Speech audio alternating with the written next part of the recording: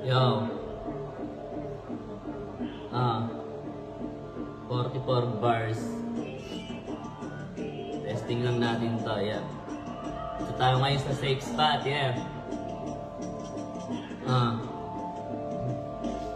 Ako yung batang isa sa mga laman ng kalye, at sa mura kong edad natutong dumiskarte. Nangangalakal na mga bakal, tasik, dyaryo, bote. Pagkatao sumagad nung edad 19, marami man ang kaganapang minsan nangyayari. Tila mga kalaban sa amin gusto makisali. Kapag kami nadali, kita nila sa amin triple. Sa lugar na kung saan bawal ang makampante, kaya ngayong baka sakaling dito makachamba. Mga dating karanasan, ginawang istorya, dahil ang buhay ay pagsubok na merong pag-asa. Hanggat may buhay ay huwag kang mawawala ng tsansa. Bilang ako wala kang dapat na di makakaya. Sakripisyo bago makatikim ng ginhawa. Hirap muna bago sarap sa mundong madaya. Nakailangan sumugal bago maging malaya. Marami man na din sablay sa mga panahon na nadapa. Tandaan mong walang bayad bumalik sa simula. Hanggat hindi nagbubunga, tinanim mo na mga pula. Huwag kang titigil gumawa hanggat walang napapala. Ganyan ang buhay pagka mahirap ay tiis-tiis lang. Kailangan masanay sa mga bagay na akong pinagmilan. Yung mga umalali at sumuporta, yun ang babalikan. Mga nagakala na madali lang, yun ang di nyo alam.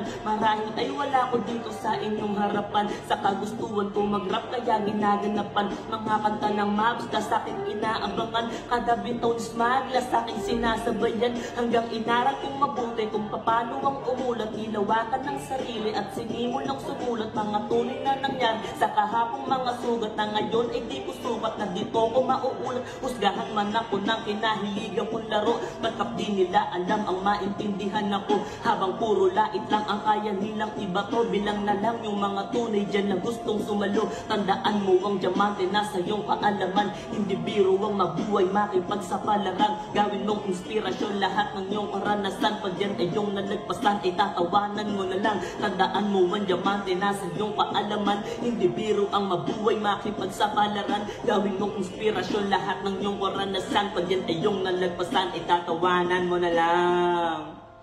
Yo.